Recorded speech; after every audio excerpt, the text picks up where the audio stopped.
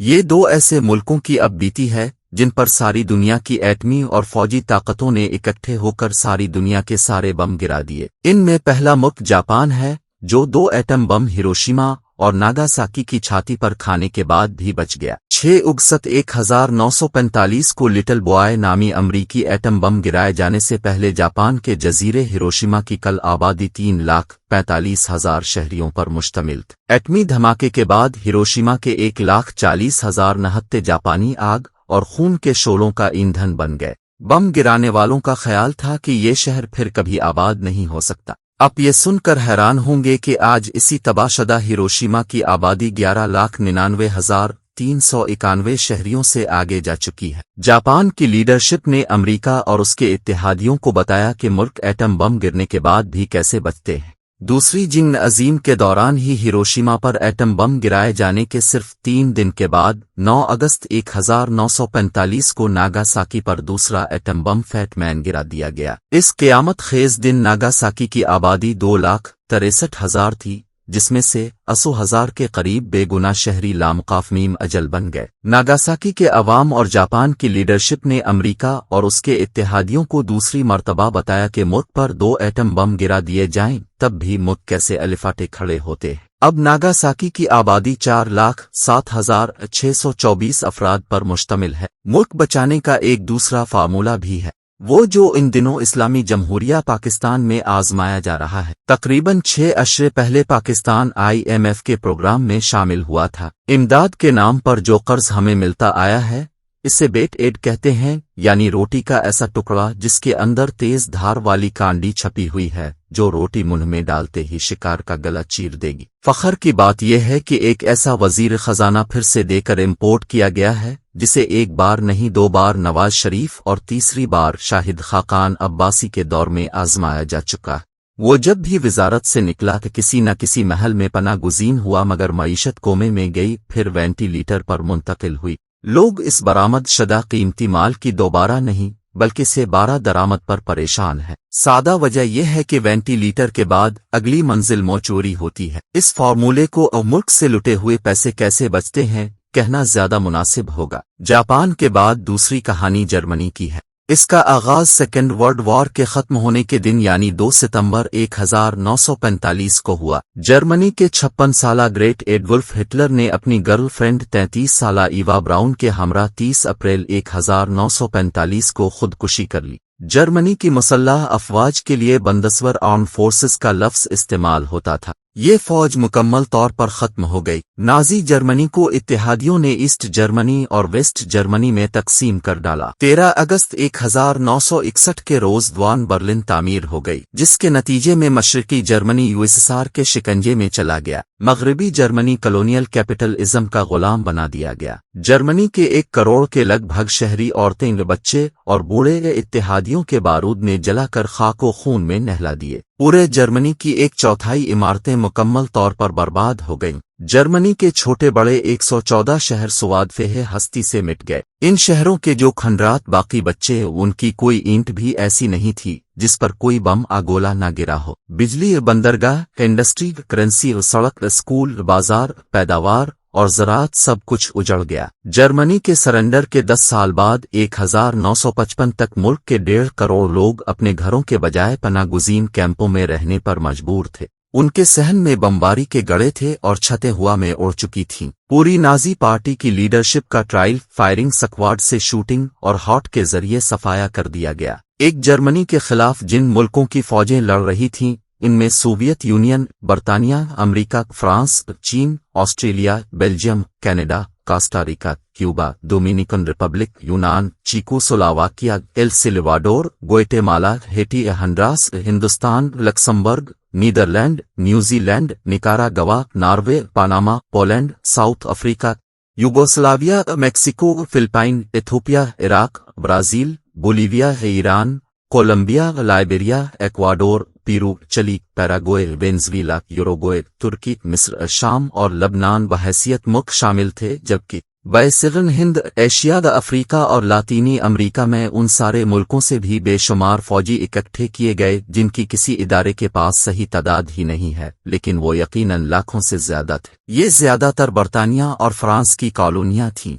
हजारों लड़ाका तैयारे, हजारों जंगी कश्तियां, हजारों बमबार तैयारे और इनगिनत जंगी बहरी जहाज, एयरक्राफ्ट कैरियर और आबदोजें भी जर्मनी के ऊपर हमले में शामिल थे। इस वक्त जर्मन आर्मी की कुल तादाद 1,36,00,000 फौजियों पर मुश्तमिल थी, जबकि जर्मन टैंक सिर्फ 8,500 थे। जर्मनी के मुकाबले में अकेली यूएसए आर्मी की तादाद 1,80,00,000 थी। अकेले अमरीकी फौज के टैंक जर्मनी के टैंकों के तकरीबन बराबर थे, 8,000 से कुछ ज़ायद। यूके आर्म्ड फोर्सेस के कल लड़ाका फौजी 1,43,00,000 जर्मनी पर हमला आवर थे। इसके अलावा ताजन बरतानिया के टैंकों की तादाद 5,000 थी। यूएसएसआर आर्म्ड फोर्सेस की तादाद 3,40,00,000 थी, जबकि सोवियत यूनियन के 22,000 टैंक्स अकेले जर्मनी के खिलाफ सफ आरा थे। अलाइड फोर्सेस की इतनी बड़ी फायर पावर्स कुरा अर्ज पर पहले कभी किसी एक मुल्क के खिलाफ हमला आवर नहीं हुई थी। इसलिए इत्तेहादियों का ख्याल ये था कि वो जर्मनी को मक्खी की तरह मसल कर रख देंगे, जो फिर कभी सर नहीं अलिफाटे सकेगा। लेकिन जर्मन कौम ने अमेरिका, बरतानिया, फ्रांस और बाकी हमला आवरों को बताया कि मुल्क कैसे बचते हैं। दूसरी जंग अजीम में सफहा हस्ती से मिटा देने वाले हमलों के बाद जापान और जर्मनी दोनों मुल्क किस तरह से बचे, ये सही मानों में मजेजाती सर्वाइवल का केस स्टडी है। दूसरी जंग अजीम खत्म हुई तो जर्मनी की तरह जापान की आर्मी भी खत्म हो गई। जब शाह हिरोहितो ने जापान की फौजों के सरेंडर का फैसला किया तो जापान की रॉयल आर्मी के चीफ ऑफ स्टाफ मिस्टर मित्सुरू ने 22 जून 1945 को 57 साल की उम्र में एक फौजी बैरक की खिड़की में बैठकर अपनी बंदूक से उतारी हुई बेनेट दोनों हाथों से अपने दिल में आतार ली। अमरीकी फाते फौज के सामने सरेंडर करने की बजाय मौत की वादी में आतरनी को तरजीह देने वाले जनरल मित्सुरू ओशिजिमा एक अजीम कमांडर के तौर पर तारीख के सफ़हात में जिंदा हैं और बिलाशुबा जापानी कौम के हीरो भी, जिन्हें legend of world war II सिमोराय की हैसियत से जाना जाता है। इस पुरअज़्म और बागैरत कमांडर की देखा देखी लातादाद मजीद जापानी फौजी जर्नेलों और सोल्जर्स ने अपने आप को सजाए मौत देकर विटनेस ऑफ सरेंडर बनने से इनकार कर दिया। आज वही जापान दुनिया की चंद पहली अजीम माशी ताकतों और काबिल फ़ख्र कौमों में से एक है। जापानी ब्रांड्स इत्तेहादी मुल्कों की मार्केट्स और शॉपिंग मॉल्स में छाए हुए हैं। यहाँ एक अलम अंगेज और रंज आवर सवाल यह है कि हमारे प्यारे वतन को क्या हुआ। सुकून ढाका के बाद भी हम मुसलसल मगरिबी कर्ज और तकसीम दौलत में नाइंसाफी की वजह से माशी मर्ज की दलदल में डूबते चले गए। आज बांग्लादेश हमसे आगे है। बंगाली टका तो क्या अफगानी रुपया भी हमें मात दे गया है। ये सिर्फ एक रियासत का कामयाबी से नाकामी की तरफ सफर नहीं, बल्कि इसके साथ साथ मुल्की वसाइल के असल मालिकान का सेल्फ बे है, जो नाकामी को कामयाबी और जिल्लत को इज्जत और गुर्बत को पिसे हुए तबकात का मुकद्दर साबित करने पर लगे हुए हैं। और मुल्क का इम्पोर्टेड शोबुआए आन कैमरा कहता है हम कर्ज का सूद वापस करने की भी हिम्मत नहीं रखते। इस तरफ फिर आएंगे पिछली सदी के साल 1962 में वापस चलते हैं, जब जर्मनी अमरीकी इमदाद पर चलने वाला दुनिया का सबसे बड़ा मुल्क था। और अलमिया ये है कि आज अमरीकी इमदाद के टुकड़ों पर पलने वाली सबसे बड़ी कौम पाकिस्तानी है। बहुत से क़ारीन के लिए 1962 की नाकाबिले यकीन और दिलचस्प हकीकत यह है कि जर्मनी तब दुनिया के 14 मुल्कों से इमदाद लेता था। इमदाद देने वाले इन डोनर्स ममालिक में पाकिस्तान भी शामिल था। उसी दौर में पाकिस्तान ने 20 साल के लिए जर्मनी को 12 करोड़ रुपए का कर्ज दिया था। इसके नतीजे में जर्मन चांसलर साहिब ने इस कमाल मेहरबानी पे गवर्नमेंट ऑफ पाकिस्तान का भरपूर तहरीरी शुक्रिया अदा किया। जर्मन चांसलर का वो लेटर ऑफ थैंक्स आज भी पाकिस्तान की फॉरेन मिनिस्ट्री के आर्काइव में महफूज है। चंद साल बाद जर्मनी में मुख्तलिफ शुबों के हुनरमंदों का कहत बढ़ने लगा तो जर्मन हुकूमत ने पाकिस्तान से 10,000 हुनरमंद कारकुन मांग लिए। मैनेजर्स आलमी सूरत हाल का तज्जिया करने से आरी थे, इसलिए जर्मनी की ये दरख्वास्त मुस्तरद कर दी। इसके बाद जर्मनी ने एक और इस्लामी मुल्क हाफ यूरोपियन तुर्की के सामने यही दरख्वास्त रखी। तुर्की की दूर अंदेश क़ियादत ने खुश दिली से हाँ कर दी और अपने हुनरमंदों को फौरन जर्मनी पहुंचा दिया, जिसके नतीजे में आज जर्मनी में 30 लाख से ज्यादा तर खानदेन ऐसे हैं जिनकी तीसरी नस्ल तरकश जर्मन कहलाती है।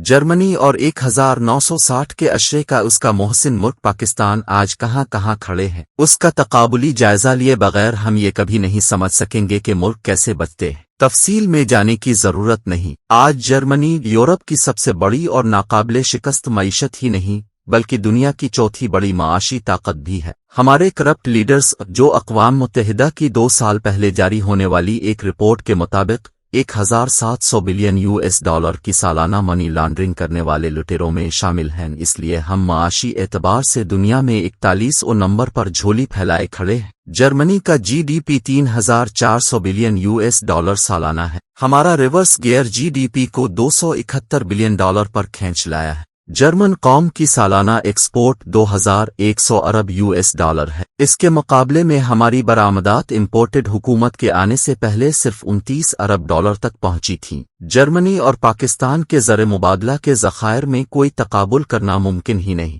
इसलिए आइए जर्मनी की फीकस आमदनी पर नजर डाल लें। ये आमदन 41,171 डॉलर है, जबकि हम लुढ़कते फीकस आमदनी के 1434 डॉलर पर जा पहुंचे। किसी ने लिखा, पाकिस्तानियों, तसव्वुर करो 50 साल पहले तुमने जर्मनी को 12 करोड़ रुपए का कर्जा दिया था। आज जर्मनी सिर्फ एक दिन में 12 करोड़ रुपए के पेपर पिन बनाता है। इसके बावजूद हम कहते हैं पाकिस्तान महफूज हाथों में है। इतने महफूज हाथ जो अपना और अपनी नस्लों का मुस्तकबिल पाकिस्तान में महफूज नहीं समझते। 20 करोड़ लोग पैदाइश से कब्र तक, माचिस से PTV तक हर चीज पर टैक्स देते हैं और करप्ट माफिया के महफूज हाथ उसे दुनिया भर में मनी लॉन्ड्रिंग के सेफ हेवंस में पहुंचा देते हैं। किसान मेहनत करता है, खेलने की उम्र में इसके बच्चे और बच्चियां खेत में जाते हैं ताकि हमारी तकदीर के मालिकान के बच्चे हाइड पार्क लंदन या सेंट्रल पार्क न्यूयॉर्क में खेल कूद सकें। मैंने आपको बताया मुल्क कैसे बचते हैं। मुझे आप बताएं क्या मुल्क ऐसे बचते हैं।